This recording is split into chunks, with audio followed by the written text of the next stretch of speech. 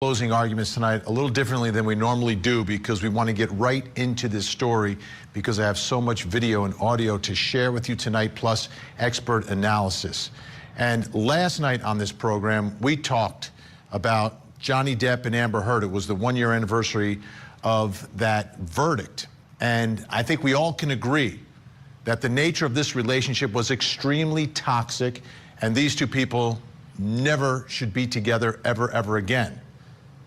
Tonight is a story about another couple with a relationship that was even... Hello everybody, welcome back to the Matthew and Carlene channel. Today, we're covering a subject that's been hitting everywhere lately.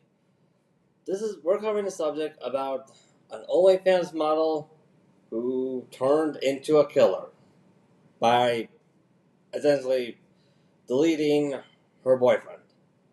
Now, I can't say for certain if they were married. I don't have that information, but she did delete him. So, let's get into it. More toxic, more violent, and ended with much more tragedy. One half of the couple dead, the other charged with murder. Tonight, the story of Courtney Clenny and Christian Obumseli. A social media sensation, now a suspected killer. 26-year-old Courtney Taylor Clenny is charged with second-degree murder in the death of her 27-year-old boyfriend, Christian Obumseli. The chief medical examiner of Miami-Dade County determined that Christian's cause of death was a stab to the chest. Christian was stabbed as the knife punctured the subclavian artery in his right chest.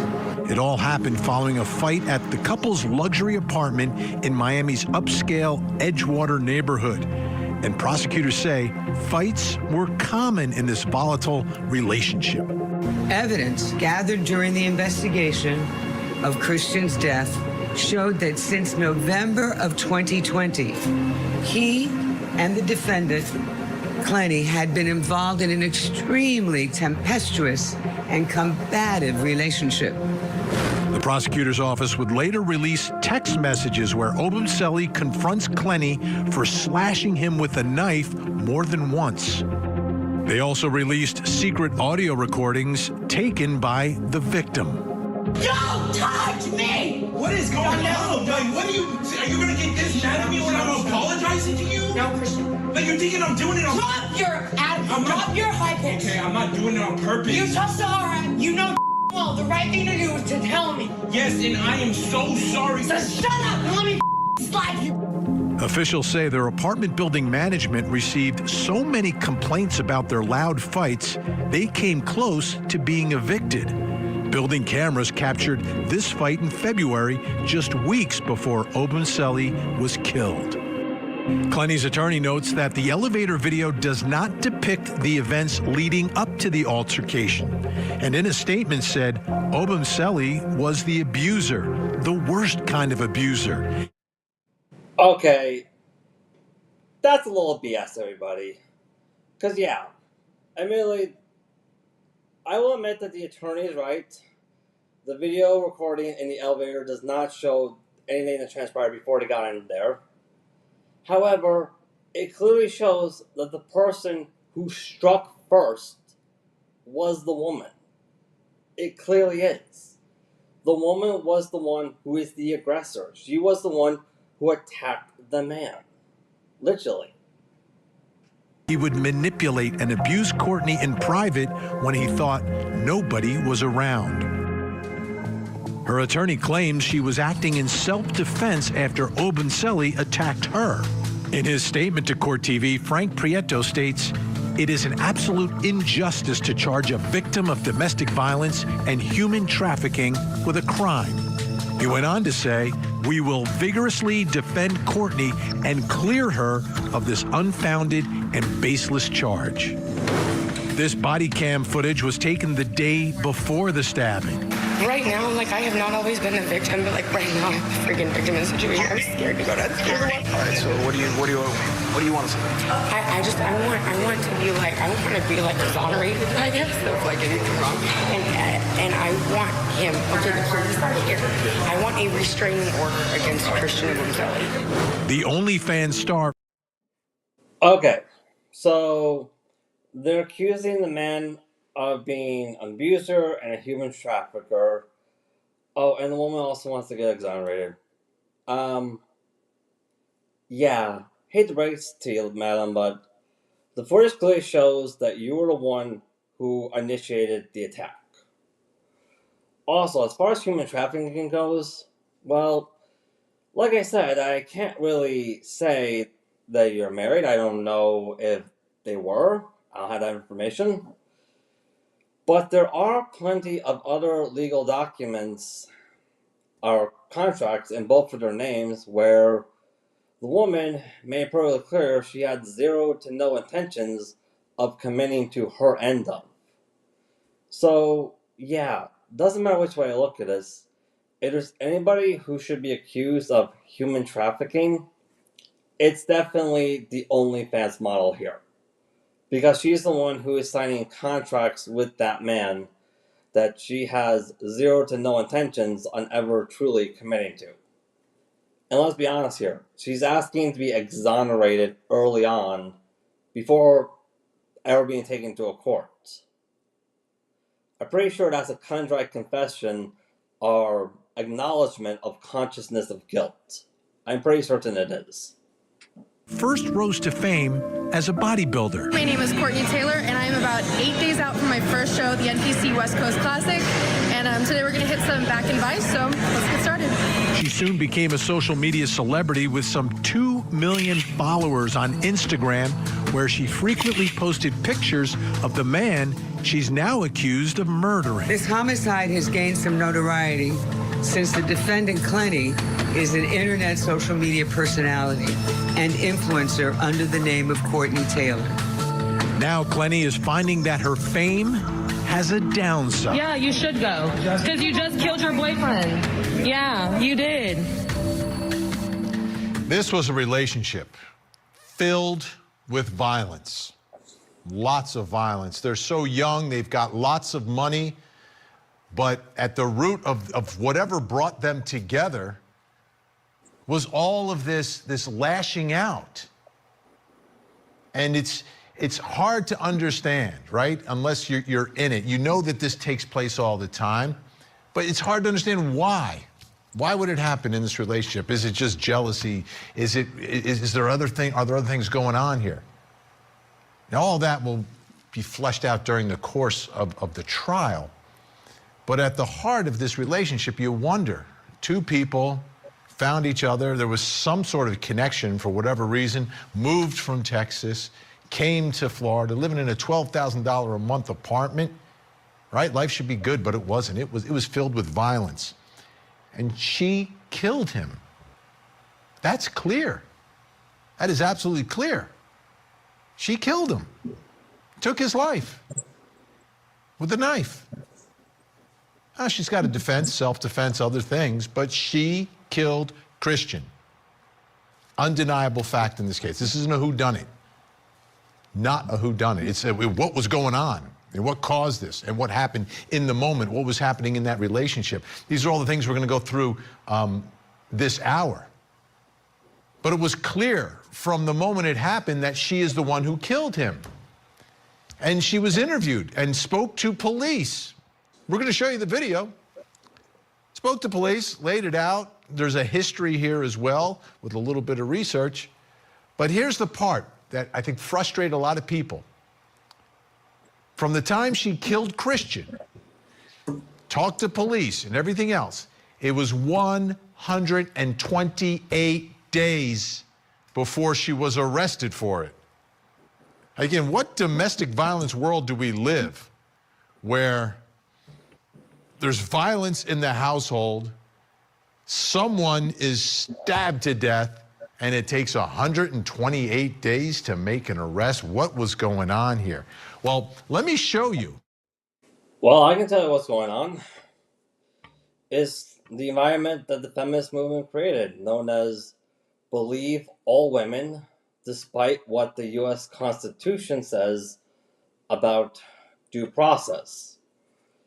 As for the more complicated stuff of what's going on there, I can't tell you what brought them together, but I can make a well-educated guess of the more complicated stuff, because let's face it, the man was a very successful cryptocurrency trader.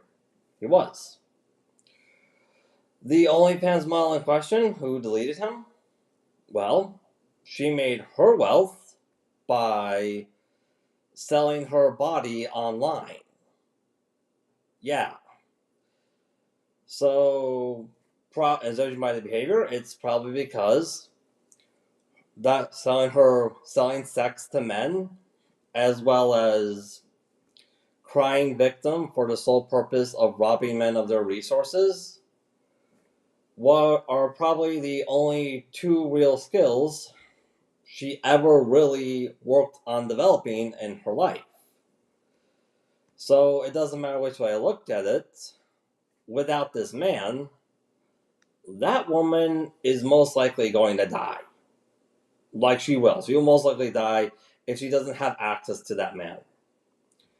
And judging by how territorial she is, which we'll cover in later, I'm going to go on a limb here and say that deep down, she knows it. She's just not willing to admit it. That police interview, right? She's interviewed right after this happens. What is she saying here that would prevent an arrest immediately? Let's take a listen. Like I said, a little bit blur.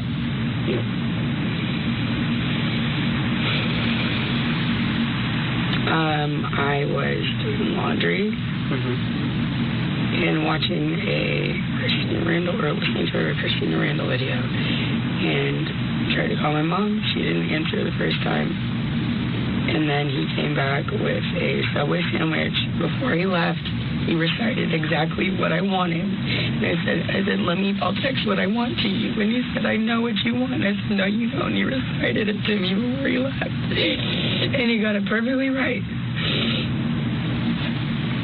Okay. And then he left. I guess he went to go bike over there. That's just what he said. I don't know if he walked or biked, but he told me to see the bikers. Like a bicycle? Yeah. Okay. He came back, and I said something about like, oh, are you gonna like reshare your location with me, like to share it? And he said, yeah, I shared it. And I was like, oh, when did you do that? And he goes, the other day, like when you were done with me. And I was like, okay, well, fair enough. Like reshare it. And then he told, they kind of like turned into like a little like argument or something. And then he told me to reshare mine, and I was like, okay, yeah, I will. And then I didn't do it immediately. He asked me about it again. And I don't know what I was thinking, but it just said something about, well, what if I'm somewhere you don't want me to be? Okay. Which I wouldn't have been. I love him. But just like, maybe you don't want to know where I am. I guess maybe it'll just like hurt him because he was pressing me.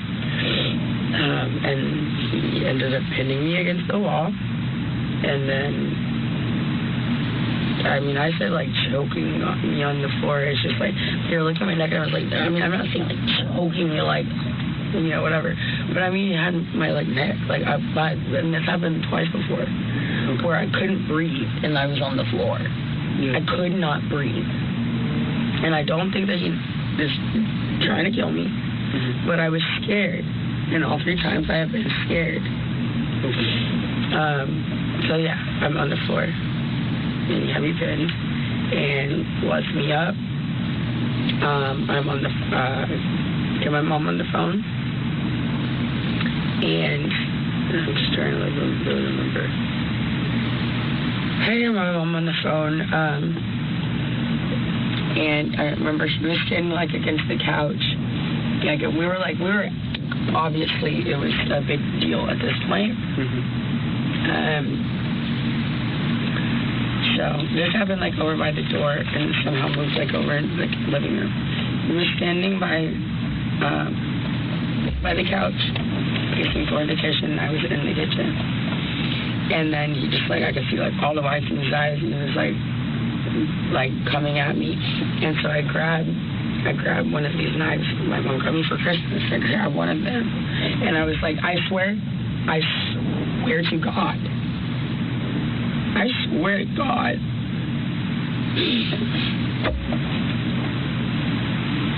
It was just I grab and be like, don't come anywhere closer to me. Because earlier, I couldn't breathe, and it's very scary. And I just think just like this kind of thing where I was saying do you know if he's okay? If he's choking me and he's angry enough, he might this is different, I think. But if he's choking me or pinning me or something and I can't breathe, he might go too long. So I grabbed my knife and I said, don't come anywhere closer to me. I had absolutely no intention of using it. I'm on the phone with my mom, and he's coming at me like he's going to grab either the phone or the knife or something. And so I was just I was like, don't come any closer. Coming at me, and I threw it. And I meant for it to go. How far away was he? Well, I was by my fridge, and he was by the edge of one of the chairs of the sofa. Okay. Comparing to what 10 feet. I'm trying to think in my head. Okay, guys, before we play more of the video, I want to break a few things down here. Notice how she keeps saying she was nearly choked to death. But her neck, it has revealed no markings at all. None. If she was choked that badly, there would at least be some bruising. There would be. Also, she says she threw the knife at him, and that what caused the killing. A kitchen knife. Let's break that down a bit too. First of all, a kitchen knife can be very sharp, I will admit that. However, anybody who has experience in cooking is going to tell you straight up that a kitchen knife is not designed to be a throwing weapon. Mostly because the weight of the handle of the kitchen knife outweighs the weight of the blade. Like it does. Also, when it comes to... later we'll discover that, hey, the knife penetrated through the man's chest and hit an artery. Yep. Well, here's the thing, everybody. The pecs of a man, these muscles, these are basically a protective layer. That's what they act as. They act as a natural protective armor of vital spots, as well as the breastplate. In order for that blade to penetrate deep enough to get to a vital spot, to get past the pecs, past the breastplate, that woman would have to put in some real serious work into getting that knife real in there. Throwing the kitchen knife at him may cause some bleeding, it may cause a bad cut, but the kitchen knife wouldn't penetrate deep enough to get into a vital spot on that area of the body. Especially when you take a look at the size of the woman's biceps in comparison to the size of the man's pecs. It literally would not have gone deep enough. The woman would have had, in order for that woman to get that knife into that man's chest deep enough to hit something vital, she would have had to be up close and doing some real serious work and then jamming that knife right in him. That's literally what would have had to happen. I threw it at him, 10 feet away. That was the story. Oh, she's got the story about being a victim there and being choked and all that. I'm sure they're taking that into consideration. I'm just wondering if it was a woman who was stabbed and it was a man who had the knife, would it have taken 128 days to get to the bottom of it? Let me bring a special guest joining me in Fort Lauderdale, Florida. The lawyer representing the Obumseli family, Kimberly Wall, joins us. Kimberly, thank you so much for joining us tonight. Thank you for having me. The Obumseli family, how have they handled all of this, from the 128 days to where we are now, losing Christian and then waiting for justice? This has been an extremely difficult process for them. Not only did they have to suffer the most horrific type of loss, but then they did have to almost be re-victimized waiting for justice. Thankfully, the state attorney's office, the police, did the right thing. They arrested her, and she is where she should be right now, behind bars. Society is safer because she is there, and the family is looking forward to the successful prosecution, because what happened to Christian cannot happen to anybody else. And they're just thankful that this process has finally moved forward. Did they have any idea the level of violence in this relationship and what was happening? Unfortunately, when you have domestic violence like this, of this nature, it's very common when the male is a victim of domestic violence that the family is not going to know that, because that's what really plays into it. When males are victims of domestic violence, it's not something that they really are, unfortunately, proud of. So it's something that they are going to hide and downplay, because it's not common. If you're a male, you have that kind of, personality that you don't want people to know that this horrific thing is happening. So it did. Well, yeah, and that's because us men live in a world where no one is going to come to rescue us. But here's the thing. I'm not going to talk about the Males family. I think they've been through enough right now. I really do. Well, let's take a closer look at the theme at the OnlyFans model family. How during the arrest she keeps saying that she keeps constantly calling her mom, her mom, her mom, her mom. But not once during that police interview we ever hear her mention dad. We never hear that. That's very important, because the fact of the matter is, when it comes to this behavior, very often the woman is going to learn this behavior from the mother, like she is. And the reason why is because, hey, this worked for your mom, so why won't it work for you? Well, ladies, the reason why it's not going to work for you is because your mom grew up at a time when men were too afraid to question a woman's position. Those days are officially over. And if we take a really good look at all the video footage we have, that was pretty much what initiated a lot of the fights, which was man questioning woman's position. Literally. It's also what caused fights to escalate, is man just questioning woman's position. It literally is. So, yeah. Come as a surprise to the family, because Christian had started moving kind of further away from the family as the relationship with Courtney had progressed. And now they understand why, because he was hiding this from them, and they would have tried to put an end to it and stop it. And he unfortunately was just in this kind of endless cycle that he was not able to rid himself of until the worst tragedy that could happen unfortunately occurred. Did the family... Okay, that's all I got time for right now, everybody, on this live stream. But there's one thing I would like to say before we end this, is that I strongly believe that the only difference between the Johnny Depp and Amber Heard case and this case right here is Johnny Depp gained the courage to put his foot down, walk away, and hold the woman accountable. This guy, on the other hand, he wasn't so lucky. Like I said, there's no doubt in my mind that if he had gained the courage to walk away and leave, he would have been a lot better off and a lot happier. And he obviously he would still be alive.